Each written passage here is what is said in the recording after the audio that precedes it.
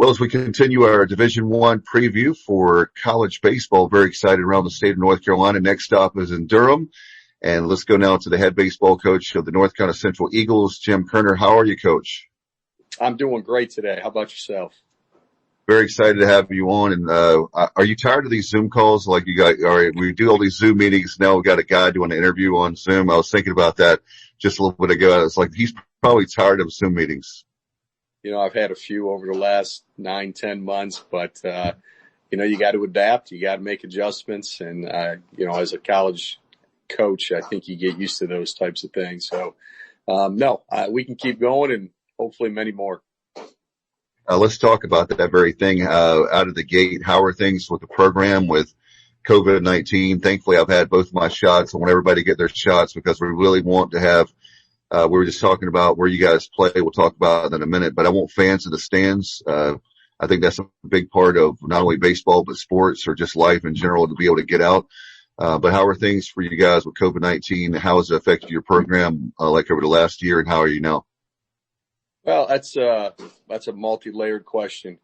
Yeah. You try to stay on the positive side of things, and, you're constantly telling players to control the controllables and, to try to stay in the moment and not get too caught up on things outside their control. And I think we've done a pretty good job at that. But, with that said, there's still obstacles. There's still things you have to overcome. It's not a perfect world when you consider, I guess, where we're coming from, before the pandemic. So, we have to make adjustments. Things aren't exactly the same. You can't do some of the things that you've done in the past, but, all in all, I think, we're adjusting as well as any other program and doing what we need to do to get ready for, the season. That's the one thing that will definitely tell you if you're a good coach or not is the adjustments you make. Just like if you're going through a game and you keep that pitcher in and he's getting rocked or, whatever, there's certain players who are just not, or there could be other players that you want to bring in the mix. And that's what makes a good coach is about the adjustments. Let's talk about another thing that comes to mind is, I believe this is your 10th year in Durham. One of the things that I've been impressed with the fact is you're building this program. I saw a video you had on the website about player development, but, and that's so huge. And I was, loving what you had to say because I think it's huge when it comes to college athletics. Yeah. Player development is huge at every level. And, but at North Carolina Central, it takes on extreme importance. We have to find high character, highly talented kids that we can continue to grow and get better. And I think we've done a fairly good job at that over the years. We're still trying to, find those diamonds in the rough and get the most out of them, both on the field and off the field. I do feel that character development and that personal development goes a long way towards also developing that player as a baseball player. So yeah, as I was saying, player development is a major, it's key to everything that we do, finding that are coachable.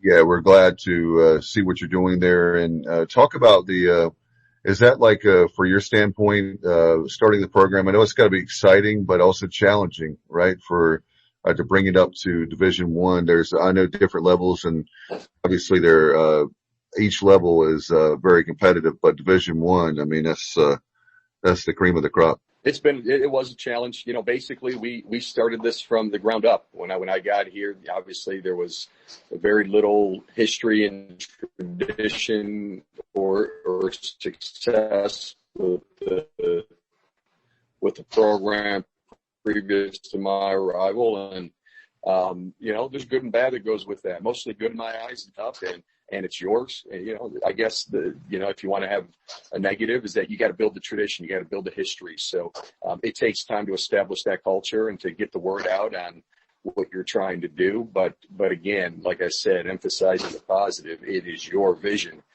It's not the vision of another coach or any other person that's been involved in the program. What we've done here over the last 10 years has been, done through a lot of hard work and a lot of hard work from a lot of different people, different coaches that have come through here under me, and a lot of different players. And then now the great thing about that is the blood, the sweat, the tears, the fruit of your labors, I think is paying off.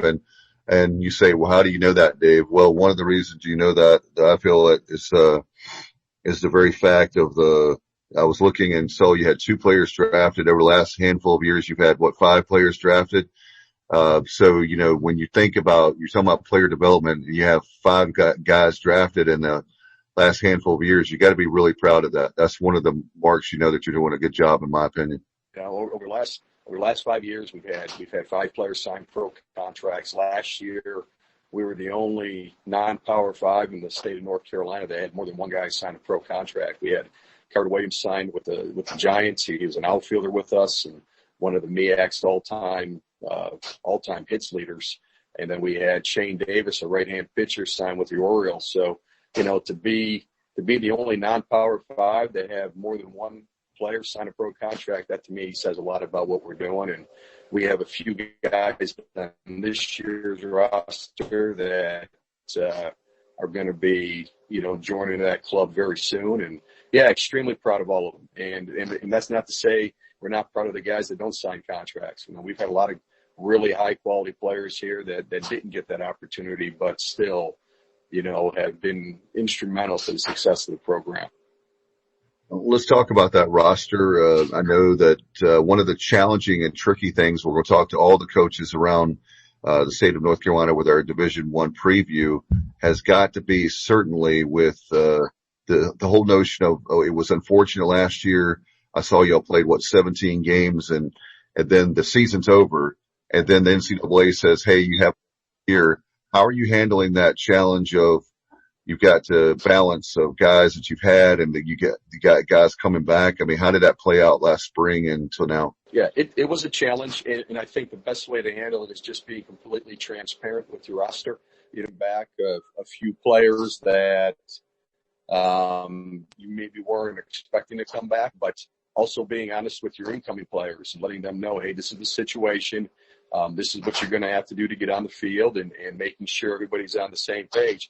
The last thing you want to do as a coach is not prepare your roster for what is actually going to happen. I don't want to have any secrets. I don't want players coming in with any preconceived notions on what they think a role is going to be. I think the best way to do it is just be upfront, and I think that way things figure themselves out. Most certainly, and that's the way that the players will be able to gain trust from you, and they'll do anything for you. You always hear the cliche of, I'm sure they probably say that about you, of I'd run through a brick wall for them. Well, if they don't trust the coach, I would imagine as someone who's played and coached that they're not going to trust you, which means they're not going to run through the brick wall.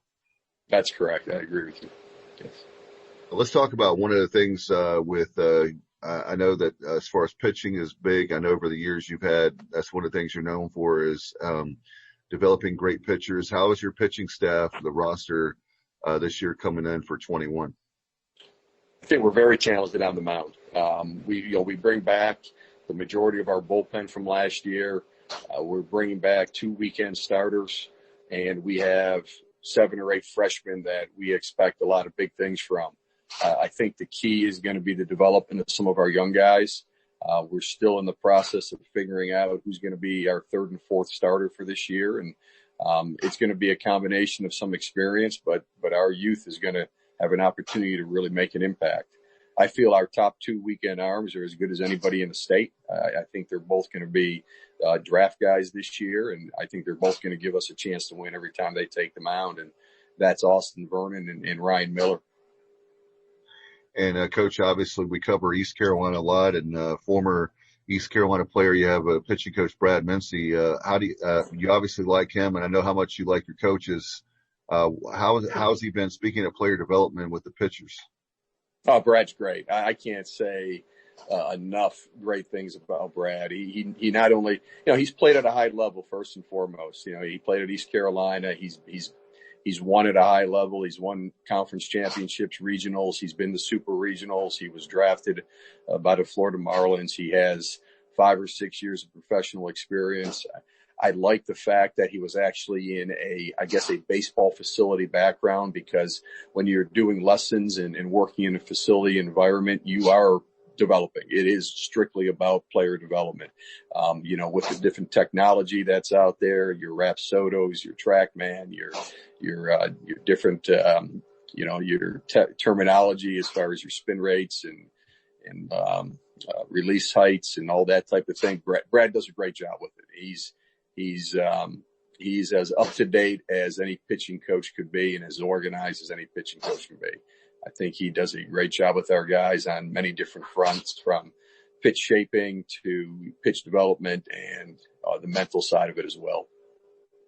I'm very excited about that for you. And everybody knows they can say what they want to, but it's always that old political saying, it's the economy stupid. Well, it's pitching stupid, because if you have pitchers, then you can go deep for regional, super regional. And I really believe you guys are headed in that direction with, you're building like the house, you're building it from the foundation up. And, it's very exciting to see the program, grow. One of the things I've been really excited about, I was telling you pre-interview, is, growing up, I grew up in Durham, and one of the treasures, I just can't imagine. I'm jealous that you guys get to play at the Durham Athletic Park. I'm happy for you personally, but I would love to be there because it's a great facility, and just proud of the way that I tell you. One thing that I've been excited about is that I always worried when the Bulls moved in '95 to the Durham Bulls Athletic Park, their place where they've been the last, 26 years, I guess, that place, the Durham Athletic Park, would just, like crumble, and it would be just an eyesore.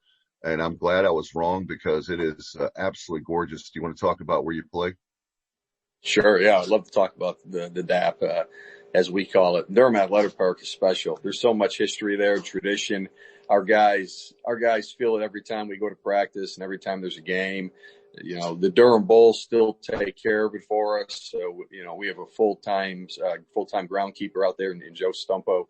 He gets it ready for practices, group work, games. We're treated like a professional team when it comes to that field. And I think it's one of the best playing surfaces, if not the best playing surface in the state of North Carolina. And, we'll have practices and people will come into practice taking pictures of the field just because of the history and tradition involved with the ballpark. So it's a special place. There's a special energy there. The development around downtown Durham has been tremendous. So, even more so now than when I first got here 10 years ago. There's just more energy around the ballpark, more people, walking around downtown and going to the different restaurants.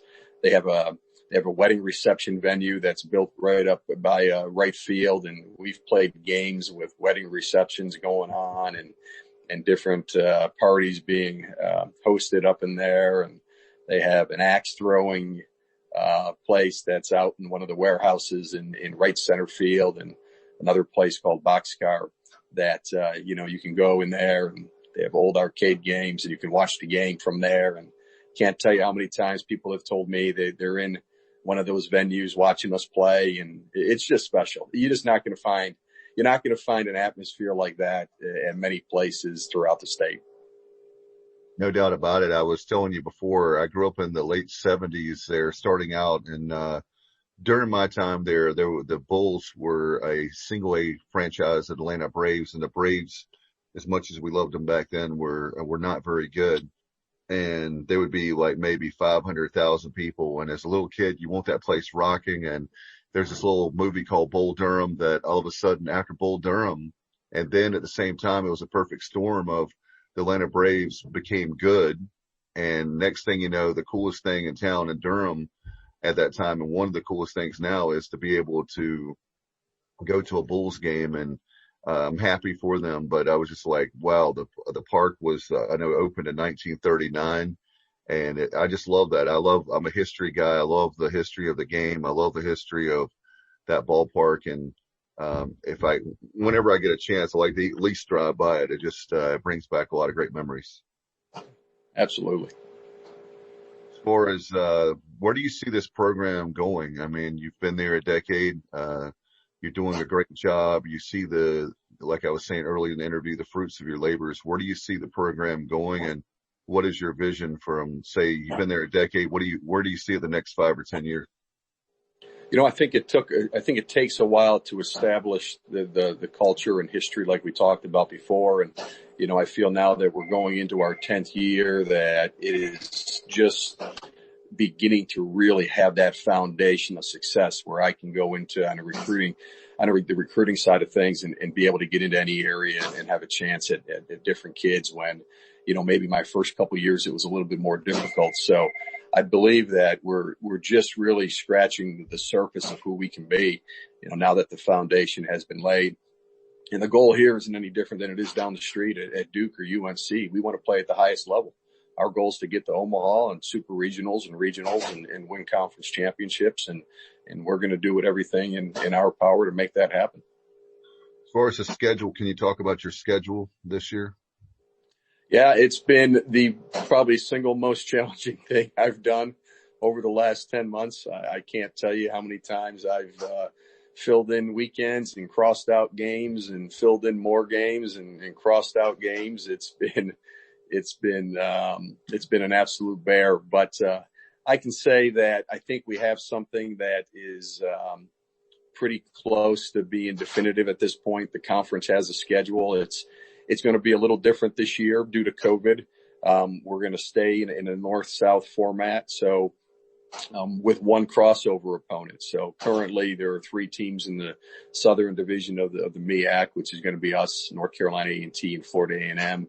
And then in the north is Norfolk, Coppin, and Delaware State. So we're going to end up playing in conference A&T and FAMU 12 times. It's a lot of baseball games against one opponent, but like I said, due to the nature of things, that's what's going to have to happen. And then we'll play Delaware State. They're our crossover opponent. We'll play them 8 times. So 4 there, 4 on the road. 4 there and 4 home. I guess what's new this year as well is 4-game weekends. So now we're going to play 1 Friday, 2 Saturday, and we felt as coaches the better can. We're going to go through a season straight through without having some interruptions due to COVID. So we wanted to make sure we were playing enough conference games to, have a credible outcome at the end. Non-conference wise, we have a great schedule. I think one of our most challenging since I've been here. We're going to open up against Army in a few weeks. Army is obviously always a great program. We've got East Tennessee State coming in here, which is getting top 25 votes preseason this year in some publications. I believe they were 14-2 last year before the shutdown. And we also got Richmond home and away in a split series and a couple other programs as well that we're excited about. And what about as far as with COVID-19, speaking of which, where it seems like I can't wait to next year when we don't have to talk about COVID. I can just talk about baseball only with you. But how about fans? Will fans be allowed, or there's a certain percentage? Or I know at East Carolina and different places they're saying no fans. So I was just curious about with North Carolina Central. Well, that's a great question. And to be completely upfront, I am not 100% sure yet. I have not been told that we can have fans, and I have not been told yet that we can. So I'm kind of waiting here for final word on what that's going to look like. And, I think some of it's going to be up to Durham County and what they're going to say, since it's a city ballpark. So some of it might be a little bit out of our control, but I guess the one positive and the one thing I saw this summer with some tournaments that were at that ballpark, that there's enough sight lines around third base in the outfield that I know there are plenty of people that can pull up chairs and be able to watch the game from just outside the ballpark as well. Hopefully a lot of people will get vaccinated. So definitely in 21 we can talk baseball. It's been an honor to have you on. I'm really proud of you. I'm proud of the program. Someone that's loves the city of Medicine and the Bull City. I'm really proud of programs with Chris Pollard there at Duke, and then you have done an excellent job in Durham, and just love baseball. So any chance I have to talk baseball, it's a lot of fun.